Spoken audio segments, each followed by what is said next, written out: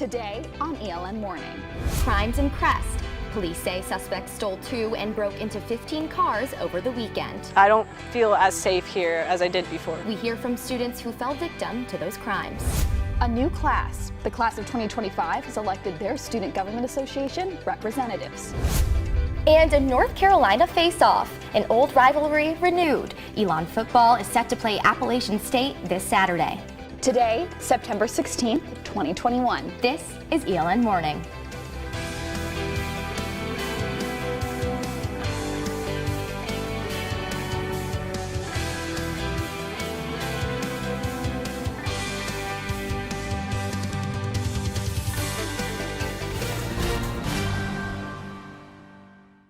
We begin this morning with an ELN alert. Residents in Crest are still on edge after a series of car break-ins right outside their doors. Good morning, I'm Ashlyn DeLoughy. And I'm Maeve Ashbrook. Our Jenna Mandarioli spoke with students affected and University Police Chief Joe Lemire for the update.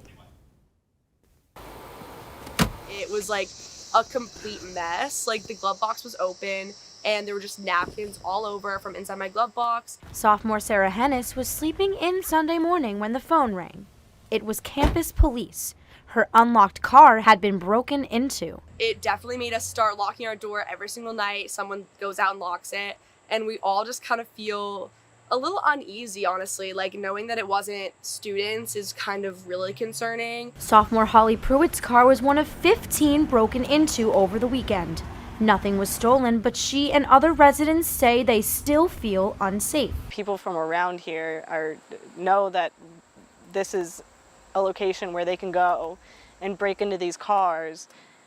It just makes it 10 times scarier kind of living here. Sophomore Conrad Brown's unlocked car was stolen from the Crest lot Saturday night. I was literally starstruck. I thought I was never getting my car again. Brown says campus police were helpful through the entire process, but he says the neighborhood needs to step up its security systems. Crest management has not responded to ELN's request for comment at this time. A vacant police car now sits at the entrance, but residents say it isn't fooling anyone. If someone actually stayed in that cop car, that would make me feel a lot better instead of just leaving a cop car there where you can see through the windows and you can see no one's in there. Chief of Police Joe Lemire says the car is there while they continue the investigation. Because it's in an area that's a little bit separate from campus, so we like to pay special attention to that. Get officers down in that area, patrol the area pretty heavily. Jenna Mandarioli, ELN Morning. ELN police took fingerprints on all of the vehicles on Sunday, but Crest residents say they have not heard from them since. Students with questions or tips can call campus police at 336-278-5555. Today is Yom Kippur, the holiest day in the Jewish faith, and at this hour, ELN students and staff are gathering in Newman Lumen to observe. I spoke with members of our Jewish community on the importance of the holiday. The feast before the fast. ELN Hillel gathered for a meal last night awaiting sundown, which marks the official start of Yom Kippur. It is the highest of high holidays in the Jewish calendar, commemorated with a 24-hour fast and 5 services. Hillel co-president Zoe Kurtz is grateful to be gathering in person for the holiday this year. Yom Kippur to me is really reflecting about the last year and kind of where I want to be in the next year. But being with people I love, care about, with the community is a really special time for me. Yom Kippur became a dark day for ELN's Jewish community. It was 2 years ago. Gunfire damaged a car outside the Chabad house, bullet holes shattered windows, all while students were inside, leaving a safe space broken. Rabbi Mendy Minkowitz says since the shooting, the Chabad house has increased security and remains in constant communication with local law enforcement. I actually personally underwent significant training to, God forbid, be prepared for such a situation should it ever arise again. But in no way are we deterred or scared, or it never even crossed my mind to not do what we do because of what happened 2 years ago. Kurtz says this year she is reminded of her resilient community as she begins to commemorate the holiday. I'm just so grateful that the strength of the ELN Jewish community, I just think everyone really comes together, especially in times of craziness and uncertainty. I think even the last year, I think all of ELN, the community in general, has stuck together. As services continue today, Minkowitz will be recognizing Yom Kippur alongside his ELN students. I would like to send a message to my fellow ELN Jews to always be proud, always stand proud, and be who you are. Don't let anyone tell you otherwise. Those fasting will break it tonight at sundown. Hillel and Chabad are hosting breakfast meals tonight at 8 p.m. at their houses. Hispanic Heritage Month is officially here. El Centro partnered with the Creed to put on the annual kickoff event featuring live dancing from local dance troupes. Sophomore Bethany Griffin works in the Creed and says events like these can help bridge differences between students. It's so important to come to the Creed, come to El Centro, and it's important for you to have friends that don't look like you and don't think like you and have different cultural backgrounds so you can learn as a person and grow independently.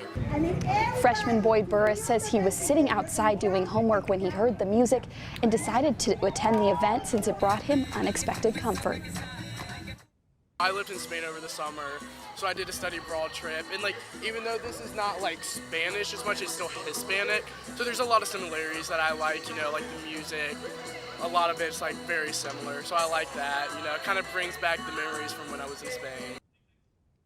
For more on Hispanic Heritage Month, be sure to pick up a copy of The Pendulum next week. ELN Morning will return in 60 seconds.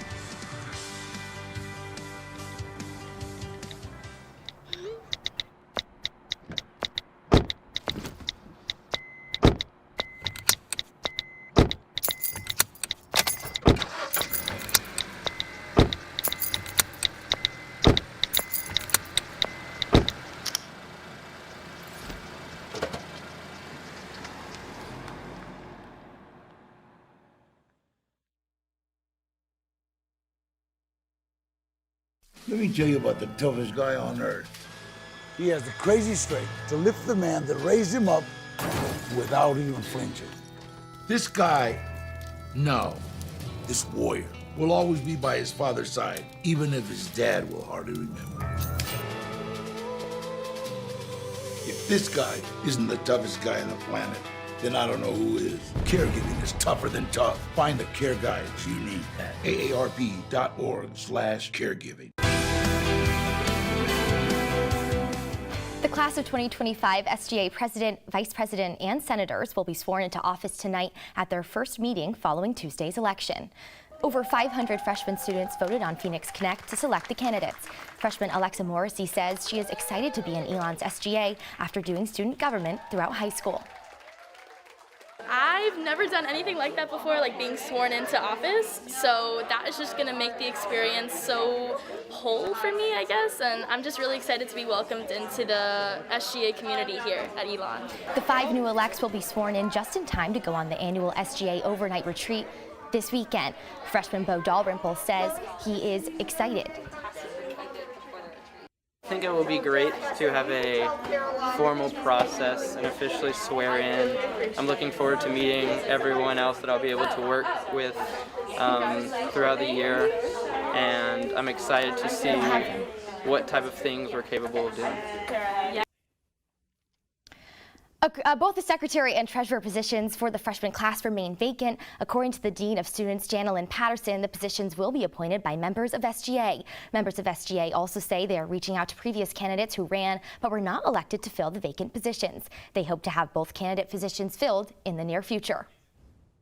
With the renovation of Upstairs Mosley now complete, some members of the LGBTQIA community are praising Elon for continuing to push for queer inclusion, but say they would still like to see more.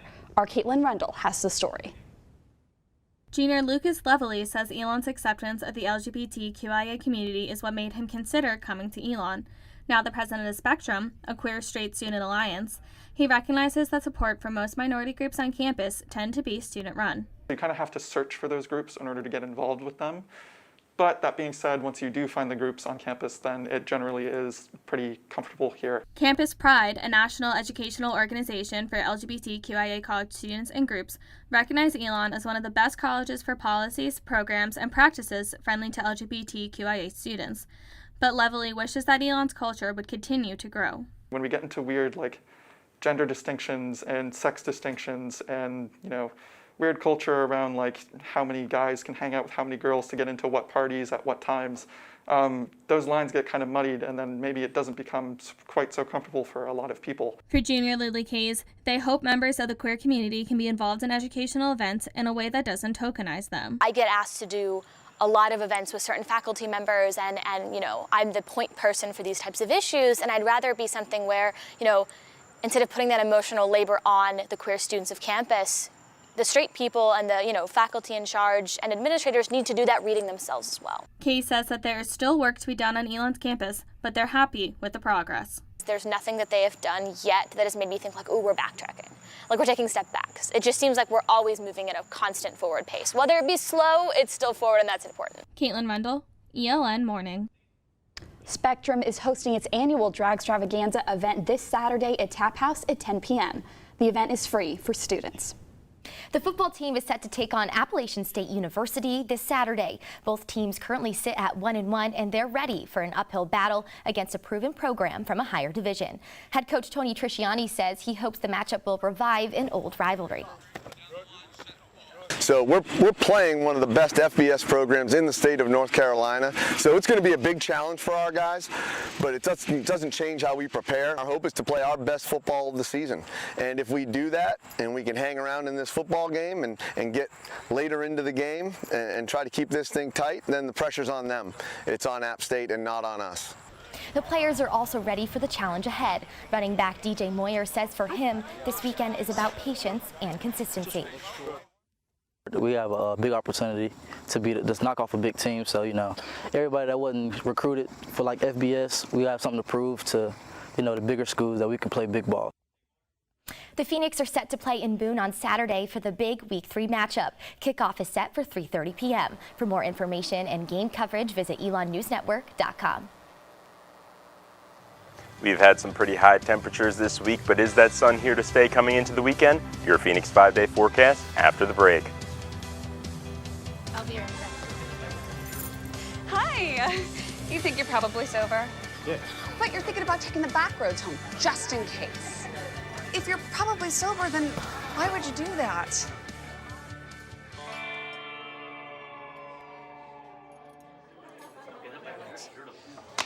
Good choice.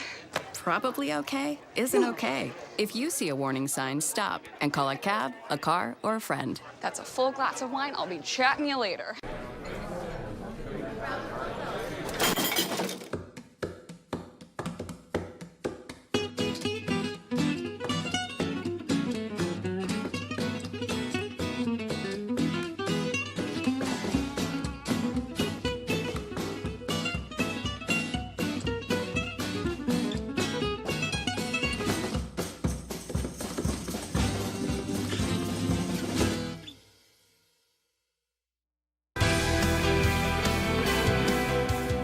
University ranks #1 for excellence in undergraduate teaching, according to the U.S. News and World Report rankings.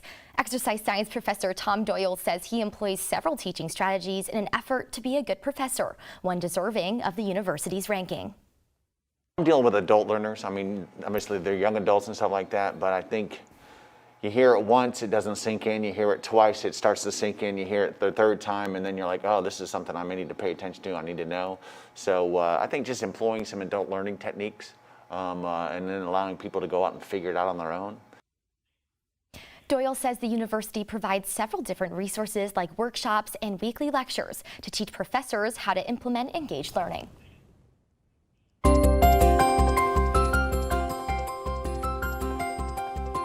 Joining us now for the weather ahead is Andrew Zagari, live under the Oaks. Andrew, good morning. Good morning, Maeve and Ashlyn. It's nice to be out here under the Oaks, and we've got a high of 83 today. But moving into that Phoenix 5-day forecast, we're looking at some mid-80s and upper 60s coming into next week, with the sun making an appearance over the weekend. Tomorrow it's going to be partly sunny with a high of 84 and a low of 66. Saturday we're looking at a high of 86, and on Sunday there's a high of 85. Headed into next week on Monday, we've got a high of 82, and Tuesday we've got some cloudy weather with a high of 81. So I recommend hitting a tan at Mosley this weekend, and if you live at Mill Point, hit that pool because there's going to be some nice hot weather. That's your Phoenix 5-day forecast. Back to you in the studio, and happy birthday, Ashlyn. Andrew, thank you so much, and happy birthday, Ashlyn. Thank you so much. It's a big day. She's 21. Big day. I've been waiting for a while. Well, thank you so much. That is all the news we have for you this morning. Thank you so much for joining us. For all the news you need to know when we're not on air, visit our website, elonnewsnetwork.com, or follow us on social media at Elon News Network. Have a great weekend, Elon.